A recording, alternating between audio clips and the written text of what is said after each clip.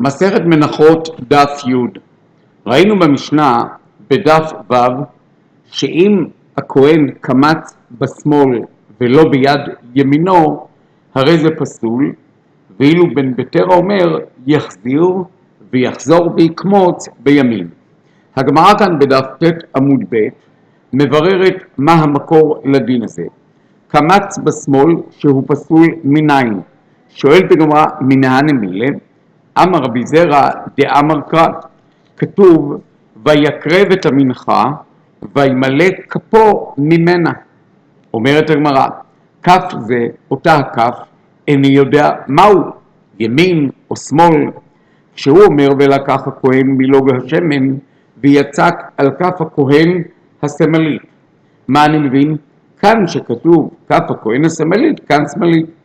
בכל מקום שנאמר כף אינו אלא דווקא ימין, כלומר סתם כף היא כף ימין, ואם התורה רוצה לומר כף שמאל אז היא אומרת כף כהן השמאלית. אומרת אמרה, מי אמר שזו הדרשה? והלא והעמי באילה לגופה, כלומר להדין שהיציקה היא דווקא ביד שמאל ולא ביד ימין, ומניין לך שכל שאר המקומות שכתוב כף הם כף של ימנית. אומרת אמרה, שמאלית אחרינה כתיב, כתוב עוד שמאלית, ותבע לכהן את הצבעון ימינית, מן השמן אשר על כפו השמאלית. אם שוב פעם התורה אומרת פעם שנייה שמאלית, פירושו של דבר שבכל מקום שכתוב כף הכוונה היא לימין. שוב שואלת הגמרא, כבר ראינו בה, אני חוזר לגמרא הזו, ואימה אין מיעוט אחר מיעוט אלא לרבות, מכיוון שהתורה באה פעמיים לומר לך את העניין של שמאלית, אולי זה בא לרבות. אומרת הגמרא, לא, כתוב שמאלית אחרינה כתיב, כאן שמאלית ואין אחר שמאלית. הרי גם בקורבנות של המצורע העני כתוב מן השמן יצוק הכהן על כף הכהן השמאלית. מכאן אתה למד שדווקא פה זה בשמאלית, ומכאן שהקמיצה של המנחה שכתוב ויקרב את המנחה וימלא כפו ממנה, הכוונה היא לכף ימין. אומרת אמרה, ואמא אדרבה, אולי תבוא ונאמר להפך, מה שכתוב גם בפעם השלישית הכף השמאלית, לומר לך מה כאן שמאלית אף בעלמא נמי שמאלית. אולי זה בא ללמד לך שבכל מקום שכתוב כף זה שמאלית, כי 3 פעמים התורה אומרת לך שמאלית. אומרת אמרה, לא, ב4 שמאלית כתיבה, תראה בעני ותראה בעשיר. כלומר, יש לנו 4 פעמים שכתוב בתורה הכף השמאלית, פעמיים בעשיר המביא קורבנות, ועוד פעם אחת בעני מה שהבאנו. ויש עוד פסוק רביעי שנאמר במצורע, ויזה הכהן באצבעו הימנית מן השמן אשר על כפו השמאלית. אז מכאן תלמד שדווקא במצורע הכף היא שמאלית, אבל בשאר המקומות הכוונה היא דווקא לכף של ימין ולא לכף שמאל. לכן אנחנו נשארים בדין הזה שאכן הקמיצה היא דווקא בימין ולא בשמאל. אומרת אמר לרבי ירמיה לרבי זרע, הרי אתה דרשת את כל השמאלית שנכפלו בפרשה, אז בוא נדרוש עוד דברים של כפולים. הרי נאמר על בוין ידו הימנית ועל בוין רגלו הימנית בכתיב בשמן דמצורע, למה לי? הרי התורה אומרת שהכהן נותן על בוין ידו הימנית ועל בוין רגלו הימנית של המצורע, שהוא נותן להם מלוג של שמן. ושם מדובר על מצורע עשיר, כתוב מיתר השמן אשר על כפו ייתן הכהן לתנוך אוזן המיטה הימנית, ועל בוין ידו הימנית ועל בוין רגלו הימנית על דם האשם. ובמצורע עני כתוב ונתן הכהן מן השמן אשר על כפו לתנוך אוזן המיטה הימנית ועל בוין ידו הימנית ועל בוין רגלו הימנית על מקום דם האשם. אז בכל מקום כתוב גם כן בוין כמה פעמים. למה לי? למה לי? הרי כתוב על דם האשם.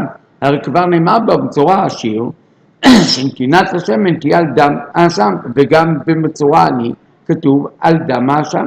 אז מכיוון שאני יודע שזה בימנית, למה התורה הייתה צריכה להגיד עוד פעם שזה על בעונות יד ורגל ימין, גם אצל עני וגם אצל העשיר? אומרת הגמרא, חד להכשיר צדדים וחד לפסול צדדי צדדים. כלומר, מה שהתורה חזרה ואמרה פעמיים, גם בעשיר וגם בעני, בצורה שאת השמן נותנים על בוין יד הימנית ועל בוין הרגל הימנית, פעם אחת זה בא לומר להכשיר צדדים, הכוונה היא שעל הכהן לנתינה, כלומר גם צדדי הבוין גם הם טובים, לא חייבים שהכהן ייתן דווקא על מרכז הבוין, אלא בכל מקום שהוא בבוין.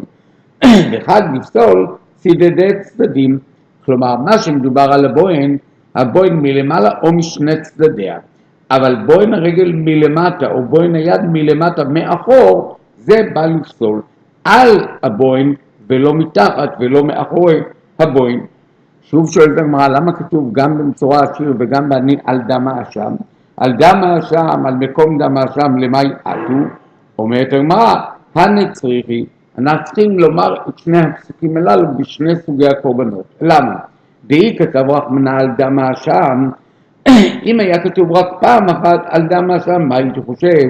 הווה אמינא איתאין נתקנח לו, כתב רחמנא מקום דם האשם. כלומר, היית חושב מתי נותנים את השמן? דווקא על דם האשם, ממש. אבל מה יהיה כבר נתקנח הדם ולא נשאר דם על האצבע, על הבוין? האם ניתן את השמן? לא. לכן כתב רחמנא מקום דם האשם. אפילו אם לא נשאר דם האשם, עדיין על המקום, על אותה בוין, נותנים את השמן. והיא כתב רחמנא היה כותב רק על מקום דם האשם, הייתם מבין מקום דם האשם, הווה אמינא דווקא שמה שנתקנח הדם, כרגע אין דם, אבל אם איתאמה וחציצה, כמשמע לן על דם האשם. מה יהיה אם נותר הדם? הרי אם הכהן צריך לתת שמן על הבוין, ועל הבוין יש דם, תאמר שהדם מהווה חציצה. כאשר אדם עכשיו רוצה לטבול טבילת כשרה, הוא חייב לבדוק את עצמו, כמו שנאמר בכהן ביום הכיפורים, בדק עצמו מחוצצי טבילה. אם יש דם על היד, על הבוין, ועל הדם אתה תיתן את השמן, נמצא שהשמן לא נמצא על הבוין, הוא נמצא על הדם. איזו נתינה? לכן התורה כתבה גם כן על מקום דם האשם, שאם נתקנח הדם, וגם כן על דם האשם, שהדם איננו חציצה. יכול להיות שאם האדם היה שם למשל איזו רטייה או תחבושת, זו הייתה חציצה בוודאי, אבל מכיוון שהתורה אמרה לשים את השמן על הבוין ועל הדם, משמע שהדם איננו חציצה, כי כך כתבה התורה. כך ראינו פה את דברי רבי זרע. שואלת על כך הגמרא, אמר רבא, מאחר דכתיב על דם האשם ועל מקום דם האשם, וכבר למדנו שנותנים את השמן או על הדם או על המקום גם מתקנח, וכתיבה ימנית בדם, וכתוב שהוא נותן את הדם על בוין ידו הימנית ועל בוין רגלו הימנית. אז אם כן אני שואל, על בוין ידו הימנית ועל בוין רגלו הימנית וכתיב בשמן במצורע השיר ואני, למה לי? אז למה התורה הייתה צריכה להגיד עכשיו עוד פעם ביד רגל במין? הרי זה למדתי את זה כבר ממתן הדם. אז יש פה עוד פעם לימוד שהוא לכאורה מיותר. אלא אמר רבא לא. כלומר, הוא אומר כזה דבר, למה התורה הייתה צריכה לכתוב את כל הדין של הימנית? הוא אומר פשוט, אלא אמר רבא יד יד לקמיצה. כלומר, מניין אני לומד באמת את הדין הזה שהקמיצה תהיה ביד ימין? הרי התורה כתבה ימין במצורע השיר, גם בבוין יד וגם בבוין רגל וגם באוזן. ומהם למדנו גם על מקומות אחרים שהכל יהיה בימין. על בוין ידו הימנית בא לומר יד יד. נאמר פה יד ונאמר גם בקמיצה יד. כתוב ויקרב את המנחה וימלא כפו ממנה. עוד פעם זו יד. אם זה מכאן אתה למד שקמיצה היא בימין, כמו שהיד היא יד ימין. אז אם כן, הוא למד את זה מכאן רבא, שמכאן אנו למדים שהקמיצה צריכה להיות ביד ימין, ולא מהלימוד הקודם שלמדנו.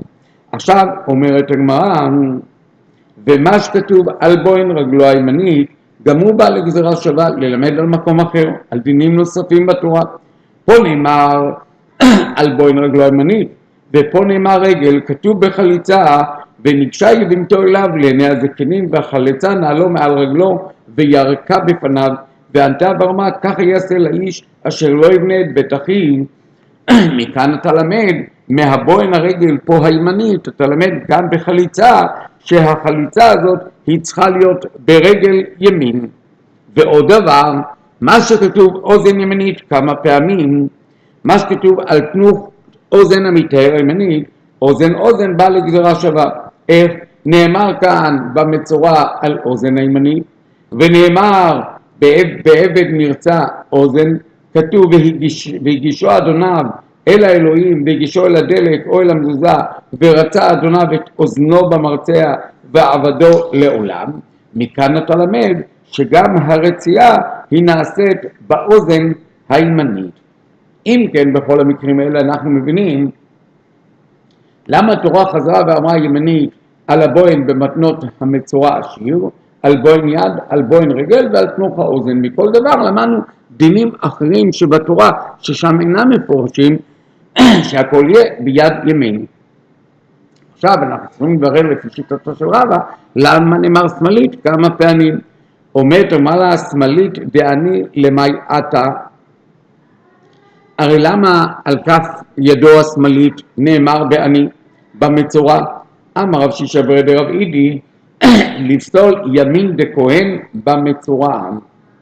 כלומר התורה אומרת שדווקא בכף שמאל היא כשרה ליציקת שמן ולא הימנית, שלכאורה היית אומר אחרת, שלא תאמר, תגיד קל וחומר גם ביד ימין. ומה במקום שלא נתרפתה שמאל נתרפתה ימין? במקום שנתרפתה שמאל אין עודים שנתרפתה ימין. כלומר אתה תגיד כזה דבר, הרי אם בכל העבודות של כהנים דווקא היא ביד ימין, ופה אתה רואה שכאן יש יד שמאל, אז על אחת כמה וכמה שגם היד הימנית של הכהן היא תהיה כשרה ליציקה. תלמוד לומר לו, כתוב על כף הכהן השמאלית, לומר לך שהראשונה באה לומר לך דווקא בשמאל, והשנייה באה לומר לך דווקא בשמאל ולא בימנית, לא כמו שהיית רוצה ללמד משאר המקומות. ואידך, הרי יש עוד מקומות שכתוב שהוא יוצק את השמן על כף הכהן השמאלית ויד ורגל ימנית דעני למאי עתה.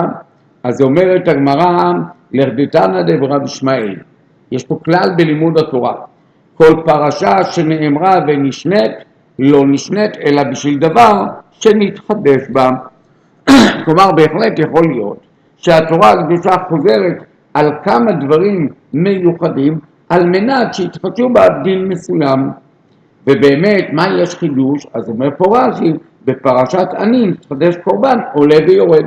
בדרך כלל יש קורבן קבוע או חטאת או אשם, ופתאום יש פה חידוש שאם יש עני יש קורבן עני, קורבן עולה ויורד.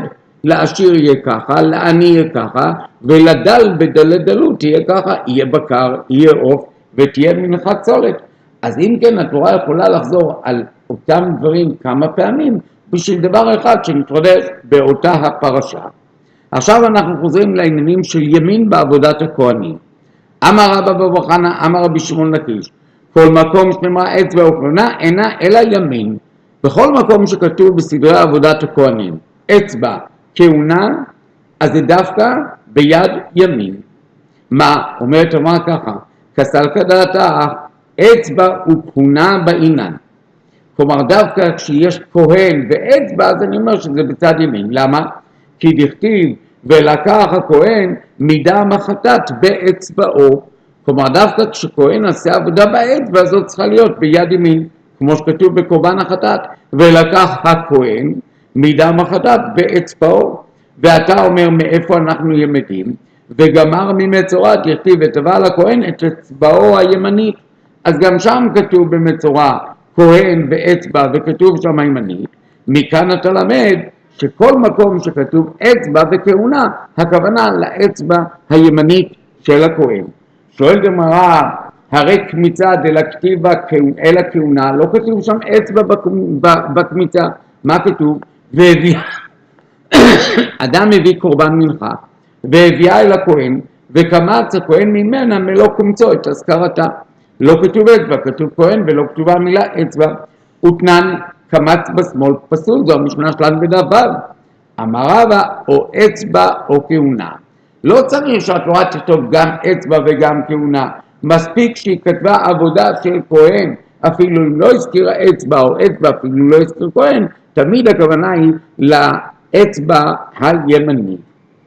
עכשיו אומר לו אביי לרבא, איך אתה בא ואתה אומר שבכל מקום שכתוב כהן או אצבע זה ביד ימין, הרי הולכת איברים לכבש, דכתיב ההוא כהונה, דכתיב והקטיר הכהן את הכל והקטיר המזבחה, ואמר מור זו הולכת איברים לכבש.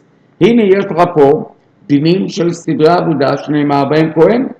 הרי כתוב לגבי קורבן העולה שצריך להוליך את האיברים לכבש וזו עבודה, ושם כתוב והקריב הכהן את הכל והקטיר המזבחה, והכוונה היא שם להולכת איברים לכבש.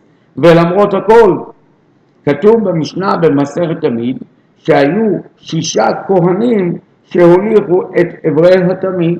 איך זה עבד ככה?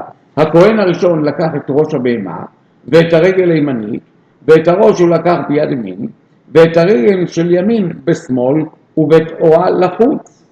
אז אם כן אתה רואה פה במפורש שהייתה עבודה של כהונה שהיא נעשתה בשמאל, כי את המקום שהפשיט את האור היה בצורה כזאת שזה יהיה בצד שמאל.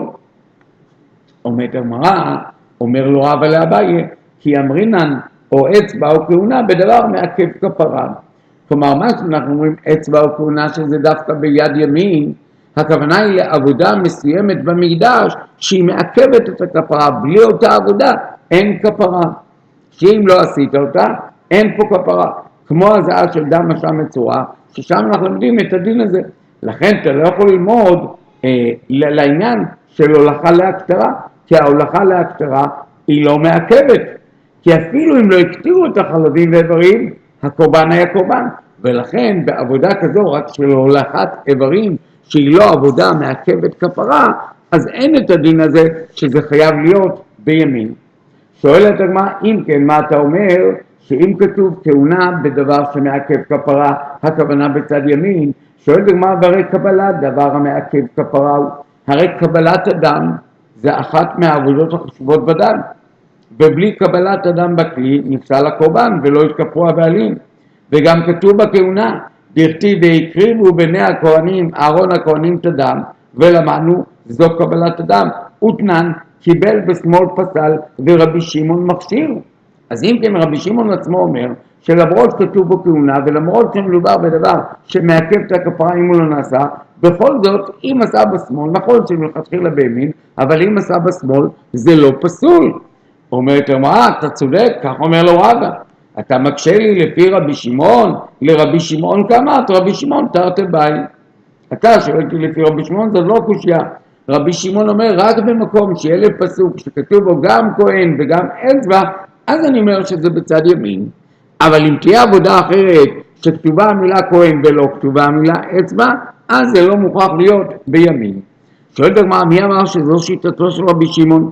ומבאי רבי שמעון תרתי שהוא מצריך דווקא שכתוב 2 כהן ואצבע, ואז אתה אומר שהעבודה בשמאל פסולה, אבל אם כתובה המילה או כהן או אצבע הוא לא מצריך שזה יהיה דווקא בימין. והתניא רבי שמעון אומר כל מקום שנאמרה יד אינה אלא ימין, אצבע אינה אלא ימין.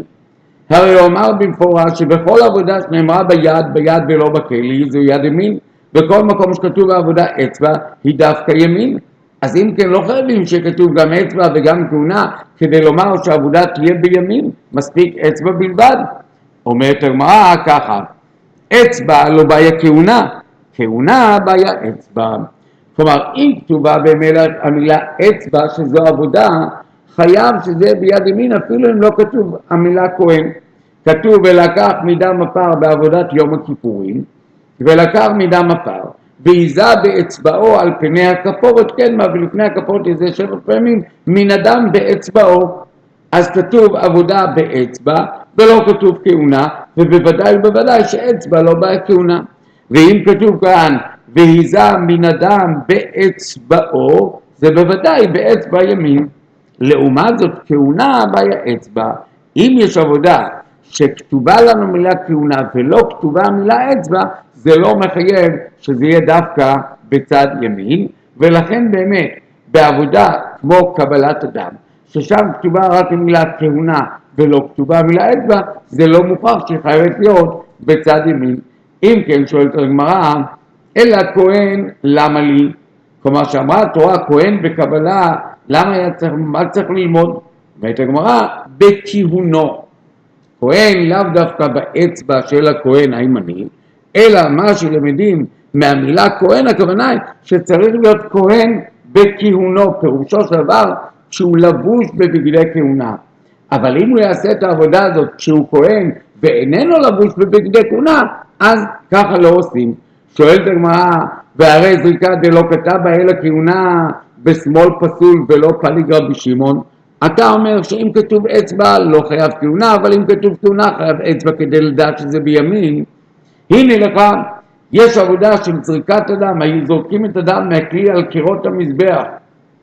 אז לאחר שקיבלו את אדם מהבהמה והוליך אותו למזבח, בסוף זורקים אותו על המזבח.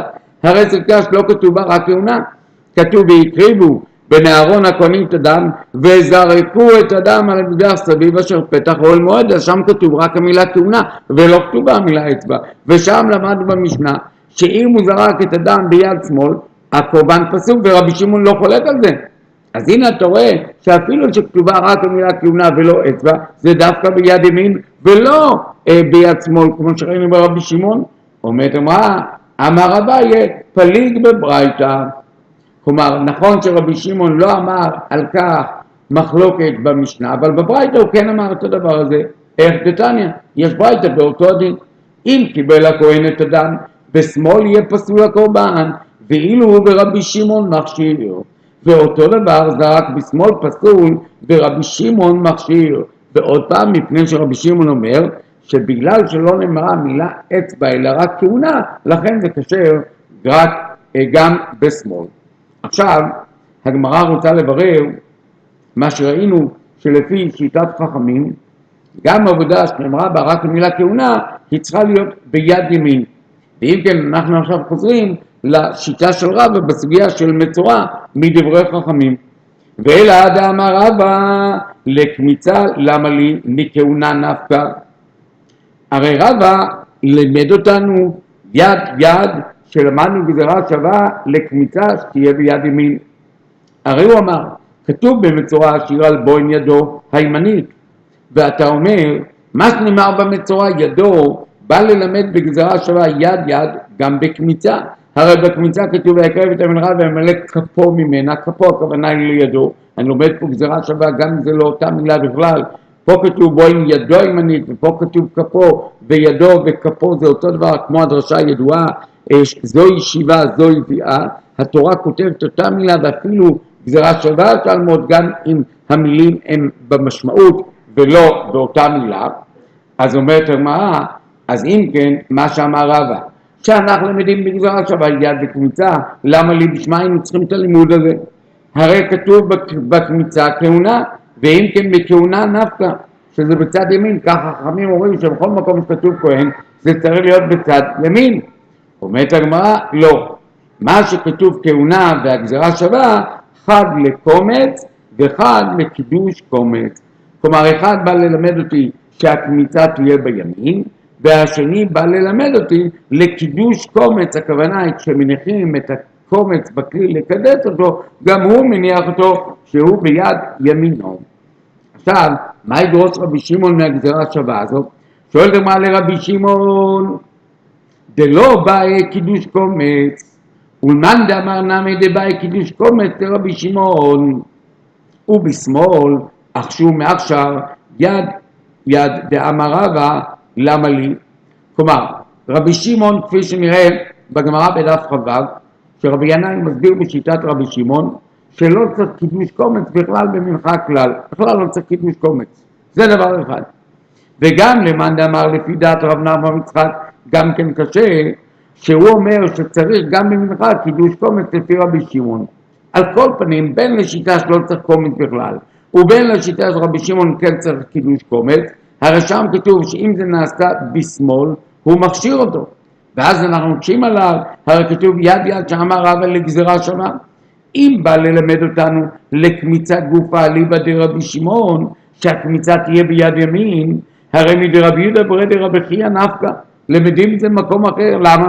דאמר רבי יהודה ברי דרבי חייא, מה טעמא דרבי שמעון? למה רבי שמעון אומר שמנחה שלא התקדשה בכלי שרת היא כשרה, ככה רבי שמעון בדף כ"ו, דאמר כך, קודש קדשים היא כחטאת וכאשם.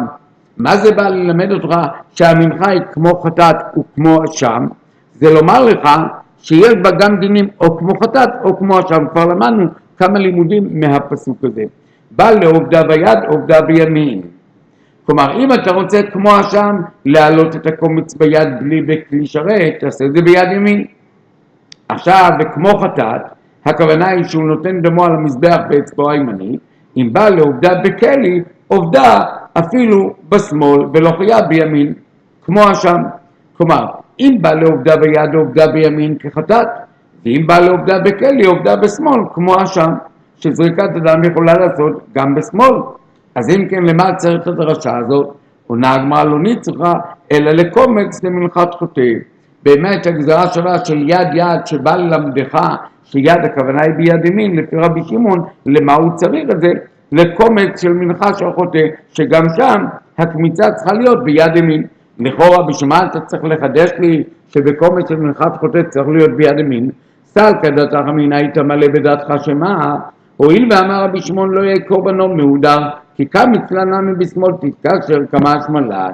הרי רבי שמעון מסביר לנו למה מנחת חוטא בכלל לא טעונה שמן ובונה. לומר לך שאנחנו רוצים שהמנחה הזאת של החוטא היא תהיה פשוטה, היא לא תהיה מהודרת, כדי שיהיה לו אירועי חרטה ותשובה על החטאים שהוא עשה. לכן אתה אומר שגם כיוון שזו מנחה לא מהודרת, גם קמצא בשמאל גם כן תתקשר כמה שמאלן לא. יד יד אומר שאפילו במנחת חוטא שצריכה לעשות בלא שמן ובלא בלבונה, היא חייבת להיות דווקא ביד ימין. על דרך הדרוש, אנחנו נמצאים עכשיו ככה בחודש אלול, האלפים תשע"ח. אז תראו דבר נפלא. הרי אנחנו אומרים, בהשיבנו אוהבים תורתך וקרבנו לקרבתך, יש תפילה שיסד רבנו אריז"ל, שמבקשים מהקדוש ברוך הוא שיעשה חתירה מתחת כיסא הכבוד, להחזיר בתשובה מתחת ימינו, בכף ימינו, את כל הפושעים. אז יש פה רמז כזה. גם אם יש חוטא, והקורבן שלו הוא לא מהודר, ללא שמן וללא לבונה, עדיין ההגשה, זה צריכה להיות דווקא ביד ימין, ולא הקמיצה חייבת להיות ביד ימין ולא ביד שמאל. מפני שימין השם רוממה וימין השם היא הפשוטה מתחת כיסא הכבוד, להחזיר אנשים תשובה. אפילו שהוא חוטא, ואף על פי שהוא חוטא בהידור והקורבן לא יהיה בהידור, על כל פנים העניין של הקמיצה, למדנו בצורה שווה יד מיד, שיהיה דווקא ביד ימין, למדנו קצת דברי אגדה, ברוך ה' לעולם, אמן ואמן.